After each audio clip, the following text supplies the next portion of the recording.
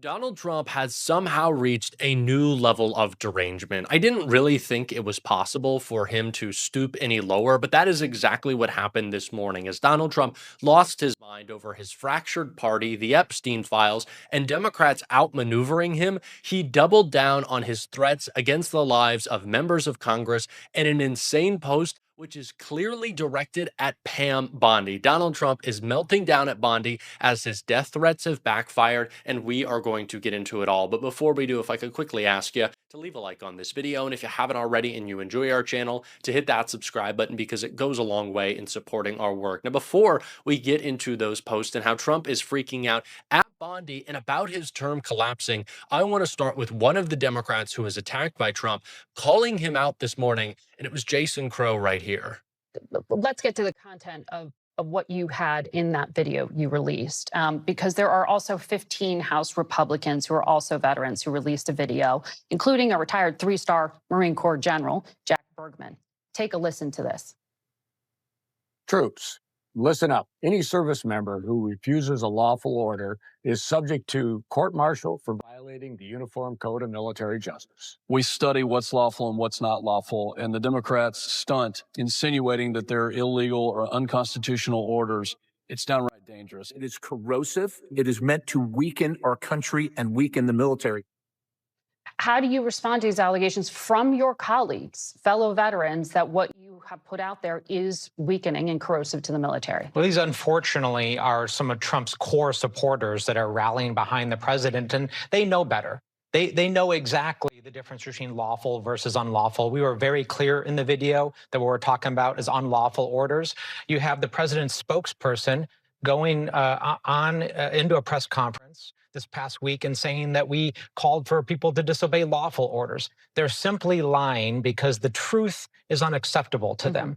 I'm really glad that Congressman Crow, who throughout this entire term has been speaking out about Donald Trump's very deliberate undermining of the military, is continuing to do so. This isn't just about Trump freaking out that Democrats have instructed troops to disobey illegal orders, which if you're mad at someone for telling troops to not break the law, then you must think your side is about to break the law or is breaking the law, and that Donald Trump would instruct our military members to carry out illegal orders. So it's kind of a self-report there from the right, but he's been doing this throughout his entire term. So I'm glad Jason Crow is showing all of those examples, because Trump doesn't just want to undermine trust in the military. He wants to shift the perception of who they serve. It's why he got one of his billionaire oligarchs to write a $130 million illegal check, by the way, to the military, because Donald Trump wants you to think that the troops work for him, that he is the supreme commander, and that when he tells people, once again, that it's time to shoot protesters in the legs, that the troops are going to listen to him. It's a new level of derangement that we can see in the post that we're going to check out that AOC perfectly describes here. To be honest, the president's remarks I think, indicate a level of instability. It's not just shocking. It's not just offensive. It's bizarre. It is erratic. It's volatile. And I think it indicates a mental state that we should all be questioning right now, whether that's emotional, mental, what have you. It is not normal to make these accusations. It is not normal to invoke these kinds of threats of violence. And it's also not normal to also dramatically misquote, as Carolyn Leavitt was doing, what these members of Congress said. They made a very clear message to U.S. service members, which is that you do not have to obey an illegal order. And I think that's an important message to reiterate because this administration seems to be increasingly trying to go down that path. It is a level of derangement that we have never seen before. I know that's difficult to say, considering that Trump has always had these authoritarian tendencies. He has always broken norms. He has always directed hate and violence, promoted it, excused it, supported it at every level of government. But this is a level of derangement, again, that just hasn't been seen before. It is very open, and that is purposeful because Donald Trump wants us to think that if all of this stuff is just happening around us all the time, we'll become numb to it. We'll just go, oh, that's Donald Trump. Oh, this is going to keep happening. Oh, there's going to be political violence. But we can't allow ourselves to become numb to it. We have to point it out, and we have to talk about the source of it, which is Donald Trump's obvious cognitive decline, which is why he's been slipping up so much. Like it was only a few weeks ago when he was posting a DM directly to Pam Bondi, accidentally to Truth Social, and now it looks like, according to Ron Filipkowski of Midas Touch, his post this morning were doing just that. Trump wrote on Truth Social, many great legal scholars agreed that the Democrat traitors that told the military to disobey my orders as president have committed a crime of serious proportion. Trump then writes, the traitors that told the military to disobey my orders should be in jail right now, not roaming the fake news networks trying to explain that what they said was okay. It wasn't and never will be. It was sedition at the highest level, and sedition is a major crime. There can be no other interpretation of what they said. And Ron Filipkowski wrote, is he posting his DMs to Bondi again? And we remember that Donald Trump accidentally, only a few short weeks ago, posted a message pressuring Pam Bondi to charge his enemies on Truth Social. So Donald Trump is now saying that his enemies, these Democrats who are speaking out about Donald Trump's abuse of the military, that they need to be jailed. And he's not just tweeting seditious conspiracy and retweeting people. He's referencing these obscure and not actually factual legal theories of why that needs to be the case. So does this just sound like Donald Trump tweeting out into the abyss, or is this Donald Trump directing Pam Bondi once again? That tweet that he posted, the DM that was supposed to go to Bondi, he was using his little catchphrases like shifty shift. He was writing in all caps, and that was supposed to be a DM. So why wouldn't this all caps message that Donald Trump posted on Truth Social be an attack on Bondi, demanding that she prosecute these Democrats, demanding that she hold them accountable for, again, still not breaking the law, actually doing their jobs both as members of Congress and as veterans? But Donald Trump doesn't see it that way. So to me, and to Ron Filipkowski and Midas Touch, this is clearly Donald Trump, once again, furious with Pam Bondi that she hasn't been able to succeed in prosecuting his enemies, because she hasn't. The James Comey investigation, the James Comey indictment, the James Comey trial, it's all blowing up in their face because Donald Trump has the most idiotic people around him. It's the same with Letitia James. All of the mortgage fraud crimes that Donald Trump was trying to bring against Adam Schiff or Eric Swalwell, well, his own administration, members of his own administration, have now been caught in those very crimes, and they're being investigated. So of course Donald Trump would be furious with Pam Bondi that she hasn't been able to bring his enemies to justice. He's just embarrassed himself again and again and again.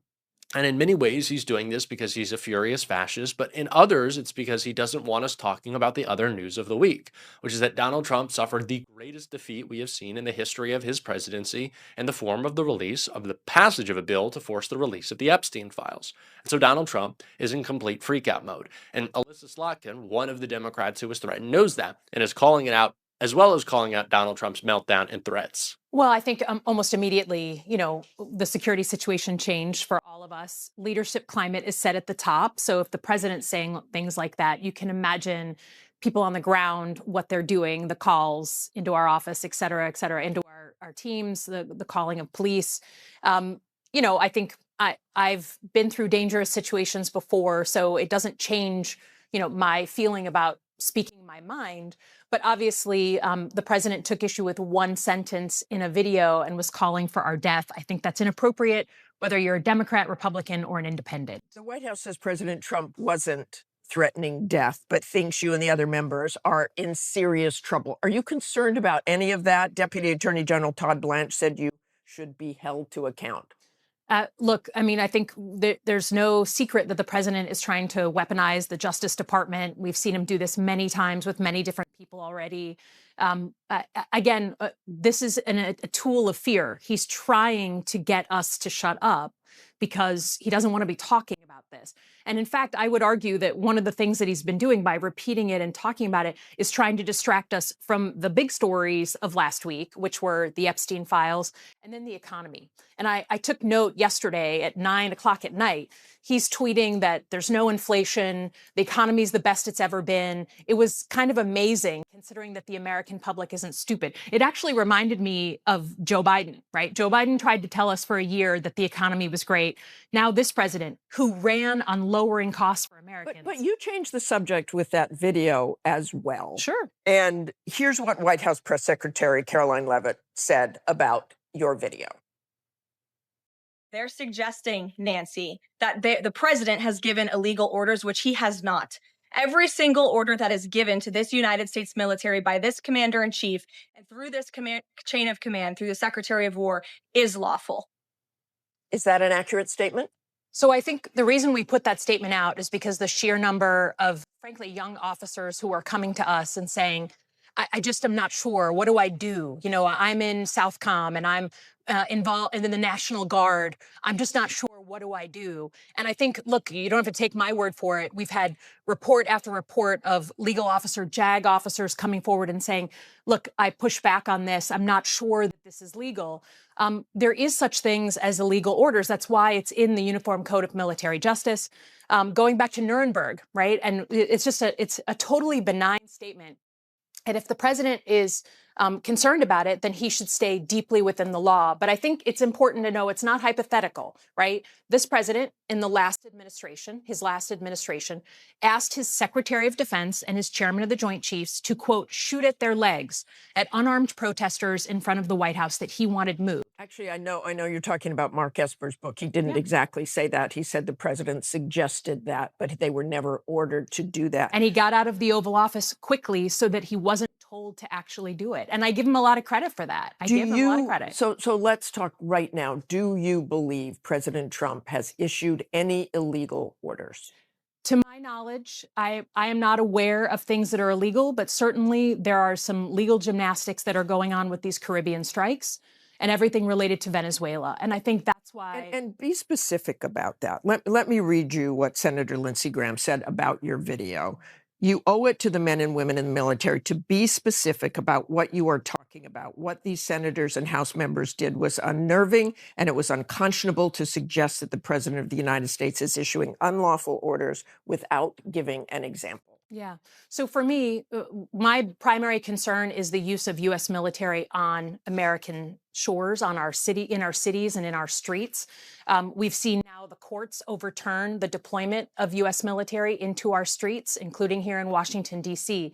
When you look at these videos coming out of places like Chicago, it makes me incredibly nervous that we're about to see people in law enforcement, people in uniform military get nervous, get stressed, shoot at American civilians. We know what he wants to accomplish. He wants to distract, he wants to shift attention, but he also wants us intimidated. And that is the last thing that we need to be. We need to be strong in standing up to Donald Trump. We are going to be on this show. I am hoping to have more of those Democrats who have spoken out against Donald Trump. We've had Jason Crow on the show a couple of times, but we're going to have more of those Democrats who are speaking out on the show. So if you want to tune in for that, if you want to support that, as always, you can hit that subscribe button, leave a like on this video.